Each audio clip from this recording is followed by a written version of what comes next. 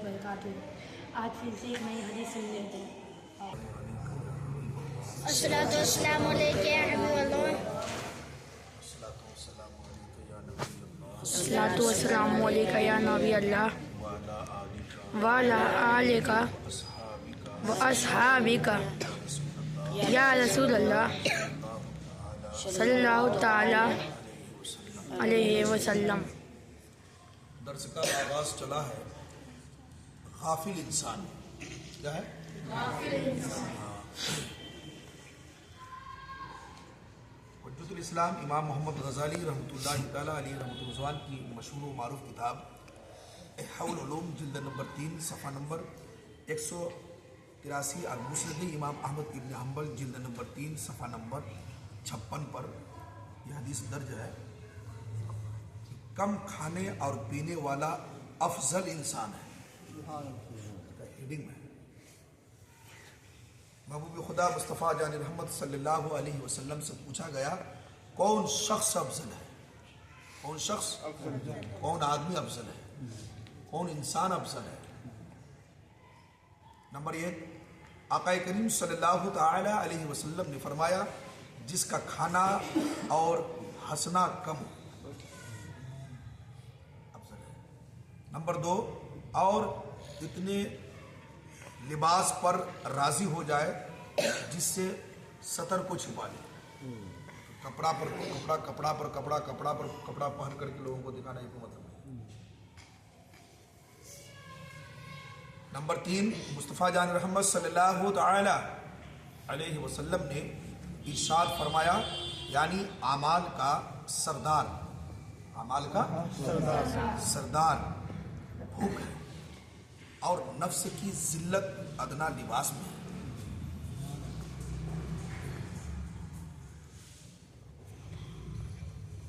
Number 4، آفتاب نبوت مہتاب رسالت مصطفیٰ جان رحمت صلی اللہ تعالی علیہ وسلم نے فرمایا یعنی غور و فکر نصف عبادت ہے اور کم کھانا مکمل عبادت ہے۔ غور و فکر کرنا، خیال کرنا، کم کھانا مکمل عبادت ہے۔ نمبر 5، محبوب خدا مصطفیٰ جان رحمت صلی اللہ علیہ وسلم نے فرمایا اللہ تعالیٰ کی بارگاہ میں قیامت کے دن وہ شخص افضل ہوگا۔ کیا؟ وہ شخص افضل ہوگا۔ غور کیجیے کون ہے، غور سے سنیے گا۔ سرکار عالم علیہ السلام نے کیا فرمایا کہ اللہ تعالیٰ کی بارگاہ میں قیامت کے دن وہ شخص افضل ہوگا جو زیادہ دیر بھوکا رہتا ہے، تھوڑی دیر میں چھٹ پٹی چالو کر دیتا ہے، اچھا خاصا طاقتور ہٹے گھٹے مستند لیکن روزہ نہیں رکھتا ہے۔ مثال دیکھیے نا، حضور صلی اللہ تعالیٰ علیہ وسلم نے فرمایا کہ اللہ تعالیٰ کی بارگاہ میں قیامت کے دن وہ شخص افضل ہوگا جو زیادہ دیر بھوکا رہتا ہے اور زیادہ برا شخص یا برا شخص، زیادہ برا وہ شخص ہے، زیادہ برا وہ شخص ہے جو خوب سوتا ہے اور زیادہ کھاتا پیتا ہے۔ گمان بھی کر سکتے ایسے نکمے لوگ ہیں کام دھندا کا کوئی فکر نہیں، اس کو کھاتے رہتا ہے اور سوتے رہتا ہے۔ خدا کے نزدیک کیا ہے وہ؟ کیا ہے؟ سب سے برا شخص، بیکار ہے۔ نمبر 6، آقا کریم مصطفیٰ جان رحمت صلی اللہ علیہ وسلم بھوکا رہنا پسند فرماتے تھے، دعا کیا کرتے تھے یا اللہ پروردگار عالم مجھے غریب اور مفلس میں رکھ، مجھے غریبی میں بہت عطا فرما۔ آج تو زبردست بلڈنگوں کی خوابیں دیکھتے ہیں، راستے میں چلے گا تو کہتے ہیں یہ ساری بلڈنگیں میرے ہی ہو جاتا تو اور بہتر ہوتا ہے۔ یہ لوگوں کا حال ہے۔ آقا نے کیا فرمایا؟ آقا علیہ السلام نے فرمایا کہ مولا مجھے غریبوں میں زندہ رکھ اور غریبوں میں ہی مجھے۔ یہ نمبر 7، ہمارے حضور سراپا نور مصطفیٰ صلی اللہ علیہ وسلم نے فرمایا بے شک شیطان انسان میں خون کی طرح گردش کرتا ہے، بس شیطان کے راستوں کو یاد رکھیے بھوک اور پیاس کے ذریعہ تنگ کر دو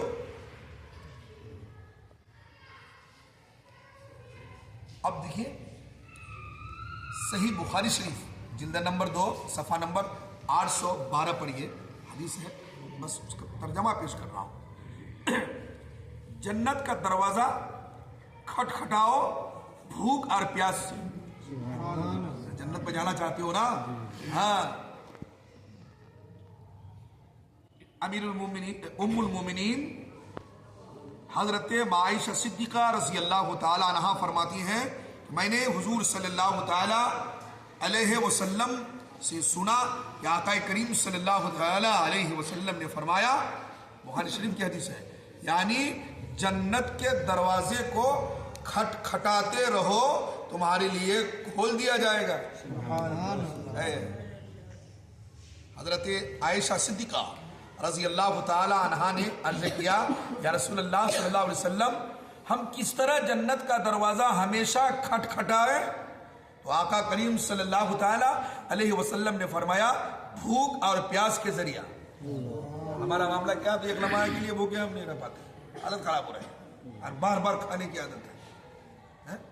اللہ اکبر۔ جنت میں اگر کوئی جانا چاہتا ہے تو بھوک اور پیاس کو تھوڑا برداشت کرو۔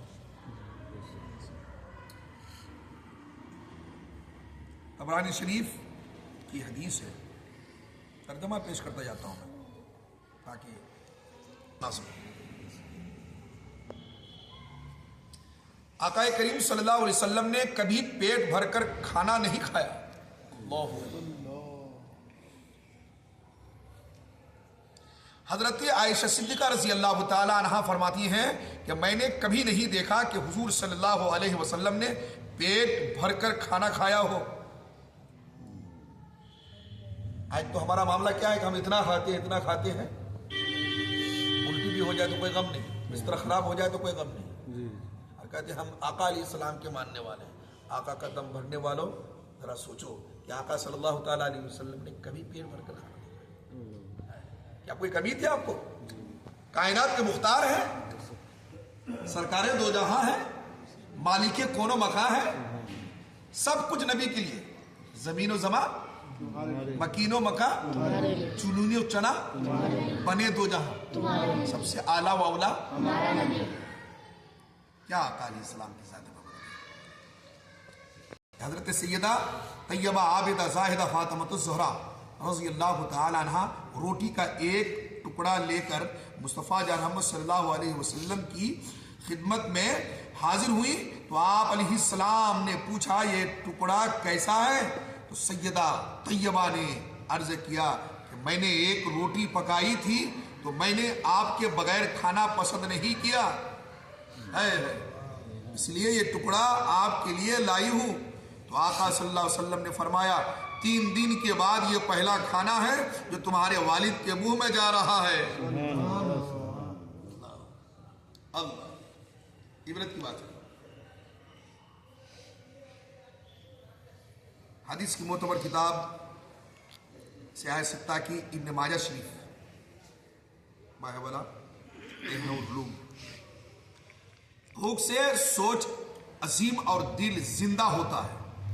اللہ کے حبیب ہم بیماروں کے طبیب مصطفیٰ جان محمد صلی اللہ علیہ وسلم نے فرمایا، یعنی جو شخص اپنے پیٹ کو بھوکا رکھتا ہے اس کی سوچ عظیم اور اس کا دل ہوشیار ہو جاتا ہے۔ حضرت عبداللہ بن عباس رضی اللہ تعالی عنہما فرماتے ہیں کہ رسول اعظم صلی اللہ علیہ وسلم نے فرمایا کہ جو شخص سیر ہو کر کھائے بالکل اور سو جائے اس کا دل سخت ہو جاتا ہے۔ خوب کھایا، زبردست بھر بھر کے آرام سے نیند مارتا ہے، اس کا دل سخت ہو جاتا ہے۔ ایمان کے اندر تازگی، ایمان کے اندر پاکیزگی، ایمان کے اندر بالغگی، ایمان کے اندر پختگی پیدا کرنا چاہتی ہو تو کم کھاؤ، عقل بھی تر و تازہ رہے گا، دماغ بھی تر و تازہ رہے گا، عبادت کرنے میں بھی خشوع اور خضوع پیدا ہوگا۔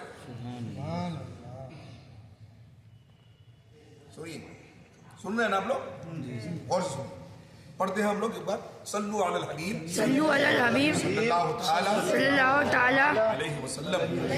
اور پھر آقا صلی اللہ ہر چیز کی ہر چیز کی زکات ہے اور بدن کی زکات بھوک ہے.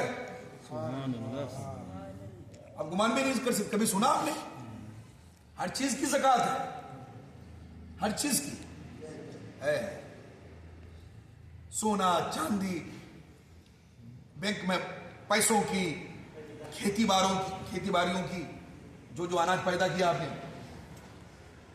سب کی زکات ہے. جتنے مال و اسباب جمع کر رکھا ہے آپ نے, سب کی زکات ہے. آپ یہاں دیکھیے, یہ اس میں گمان بھی نہیں کر سکتے آپ. سرکار علیہ السلام فرماتے ہیں, یعنی ہے کہ کم کھانا غفلت کی نیند سے محفوظ رکھتا ہے.